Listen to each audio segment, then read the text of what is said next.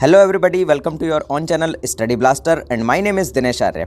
आज की वीडियो में हम देखेंगे कि फैक्चुअल डिस्क्रिप्शन को किस तरह से लिखा जाता है और फैक्चुअल डिस्क्रिप्शन आखिर क्या होता है।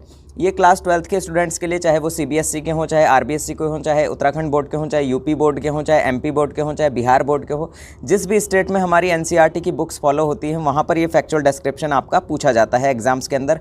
तो इसीलिए बहुत ज़्यादा इंपॉर्टेंट वीडियो आप सभी के लिए है, तो बिल्कुल भी स्किप मत कीजिएगा। इसके अंदर हम जानेंगे कि फैक्चुअल डिस्क्रिप्शन क्या होता है, किस तरह से इसे लिखा जाता है, सारी चीज़ों के ऊपर हम चर्चा करेंगे, और वो भी हिंदी के अंदर। ठीक है, हिंदी। और फिर उसके बाद हम एक फैक्चुअल डिस्क्रिप्शन एक लिखेंगे एक्सरसाइज के लिए, और उसके बाद अगले वीडियोस में आपको बहुत सारी फैक्चुअल डिस्क्रिप्शन पर मैं आपको देता जाऊंगा, बहुत सारे एक्सरसाइज आपको देता जाऊंगा। तो देखिए, आज चलते हैं इसके ऊपर। तो सबसे पहली लाइन देखिएगा कि फैक्चुअल डिस्क्रिप्शन किसी घटना या प्रक्रिया को क्रमानुसार विवरण है। यानी कि फैक्चुअल डिस्क्रिप्शन क्या होता है, किसी भी इंसिडेंट का क्या होता है, क्रमानुसार विवरण, यानी कि उसको ऑर्डर वाई आप जो है उसका एक्सप्लेनेशन करते हैं, वही क्या होता है, फैक्चुअल डिस्क्रिप्शन होता है किसी भी घटना का। और किसी गतिविधि, प्रयोग या प्रक्रम का एक व्यवस्थित वर्णन होता है, यानी कि मैंने आपको अभी बताया उसको ऑर्डर तरीके में से यानी कि ऑर्डरली किसी चीज़ को एक्सप्लेन करना, वही क्या होता है, फैक्चुअल डिस्क्रिप्शन कहलाता है।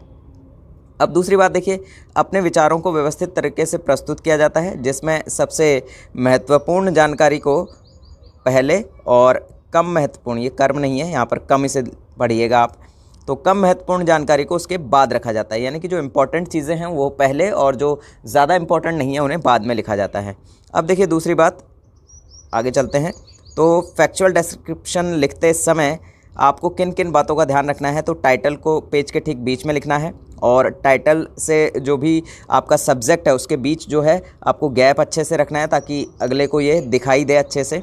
और आपकी जो लैंग्वेज है वो बिल्कुल ईजी होनी चाहिए, स्पष्ट होनी चाहिए, क्लियर होनी चाहिए, और समझ में आनी चाहिए, बोधगम्य हो यानी कि। और शब्द सीमा का विशेष ध्यान रखना है आपको, यहाँ पर वर्ड्स का ध्यान रखना है। ऐसा नहीं है कि आपको बहुत बड़ा इसे कर देना है, एक वर्ड लिमिट के अंदर ही आपको इसको लिखना है।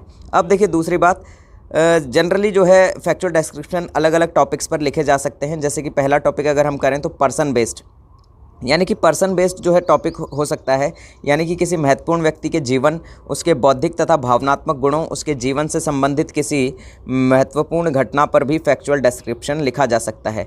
अब पर्सन की बात करें तो जब आप पर्सन के लिए ये डिस्क्रिप्शन लिखेंगे तो आपको किन किन बातों का ध्यान रखना है। तो देखिए, पहले आपको नेम ऑफ़ द पर्सन, उसके साथ रिलेशनशिप, उसका प्रोफेशन क्या है, उसका सोशल बैकग्राउंड क्या है, यानी कि उसका सामाजिक जो बैकग्राउंड है वो क्या है, और फिजिकल अपीयरेंस क्या है, ड्रेस के बारे में आप बता सकते हैं, मेंटल एंड मॉरल क्वालिटीज़ के बारे में आप बता सकते हैं, उसकी नैतिक चीज़ें और उसकी मेंटलिटी कैसी है, वो सारी चीज़ें आप बता सकते हैं। उसके बाद उसके एक्शंस जो है, उसके काम जो है, उसके बारे में आप बात कर सकते हैं। ओपिनियन ऑफ अदर्स, दूसरों के बारे में वो किस तरह का ओपिनियन रखता है, किस तरह का मत रखता है, वो चीज़ें आप बता सकते हैं।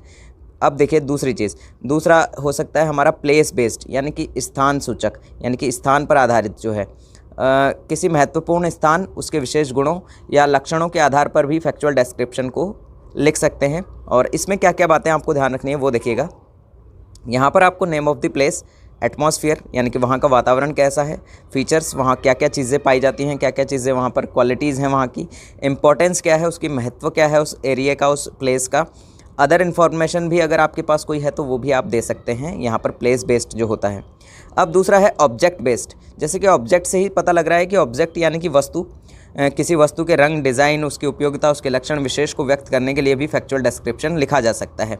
जब ऑब्जेक्ट बेस्ड फैक्चुअल डिस्क्रिप्शन आपको लिखने को आएगा तो यहाँ पर आपको कुछ बातों का ध्यान रखना है। कौन कौन सी बातें हैं, तो नेम ऑफ़ द ऑब्जेक्ट, जैसे आपको घड़ी के ऊपर अगर डिस्क्रिप्शन लिखने को आ जाए तो घड़ी का नेम आपको लिखना है। और structural arrangement, shape, size, made of और कैपेसिटी, ये सारी चीज़ें आपको ध्यान रखनी है कि उसके शेप के बारे में, उसके साइज़ के बारे में, किस तरह से बना हुआ है, वो मटेरियल जो है किस से बना हुआ है, उसकी क्या कैपेसिटी है। और ऑपरेशनल डिटेल्स, और उसकी जो मैकेनिकल डिटेल्स हैं वो भी आपको बतानी है, उसकी वैल्यू क्या है वो बतानी है। इवेंट बेस्ड, अगर हाँ, अब देखिएगा अगला, जो अगला हमारा डिस्क्रिप्शन है वो हो सकता है इवेंट बेस्ड, यानी कि ये किसी घटना पर आधारित हो सकता है। तो ये चौथे नंबर का हो गया हमारा इवेंट बेस्ड, किसी महत्वपूर्ण घटना का भी जो है फैक्चुअल डिस्क्रिप्शन लिखा जा सकता है। तो इसमें क्या क्या चीज़ें हो सकती हैं, घटना स्थल, घटना का समय, कार्यक्रम, मुख्य अतिथि इत्यादि के बारे में जानकारी आप प्रदान कर सकते हैं। अब देखिए इसमें क्या क्या चीज़ें हैं, आपको इंग्लिश में भी इलैबोरेट कर देता हूँ। नेम ऑफ़ द इवेंट हो गया आपका, टाइम है जो इवेंट का वो बताना है, चीफ गेस्ट या चेयरपर्सन जो भी आ रहे हैं उसके बारे में बताना है, प्रोग्राम्स ऑर्गेनाइज्ड यानी कि प्रोग्राम को ऑर्गेनाइज कब किया गया है या किसके द्वारा किया गया है, वो सारी चीज़ें आपको बतानी है। एनी अदर रिलेवेंट इन्फॉर्मेशन अगर कोई है आपके पास तो वो भी आप बता सकते हैं। तो उम्मीद करता हूँ कि आपको फैक्चुअल डिस्क्रिप्शन किस तरह से लिखना है ये आपको आया होगा। तो देखिए एक फैक्चुअल डिस्क्रिप्शन का एक्सरसाइज हम कर लेते हैं इस वीडियो के अंदर, और बाकी की जो एक्सरसाइज है वो आपको नेक्स्ट वीडियोज़ में मिलते चली जाएंगी। बहुत इंपॉर्टेंट है क्योंकि ये आपके प्रीवियस एग्ज़ाम्स जो हैं उसमें पूछा गया है। सीनियर सेकेंडरी एग्ज़ाम 2017 का ये क्वेश्चन है, 2017 में आपके बोर्ड एग्ज़ाम में 12th के एग्ज़ाम में ये पूछा गया था। तो क्वेश्चन क्या है, right a factual description in about 100 words on a house on fire, यानी कि एक घर में आग लगी हुई है उसके ऊपर आपको फैक्चुअल डिस्क्रिप्शन लिखनी है। तो कैसे लिखनी है वो देखिए। इट वॉज संडे यानी कि रविवार का दिन था। I was watching a movie in my room, मैं अपने कमरे में मूवी देख रहा था। इन द मीन टाइम उसी समय my friend Dinesh came at my home, उसी समय मेरा मित्र दिनेश मेरे घर आया। We were talking to each other, हम आपस में बात कर रहे थे।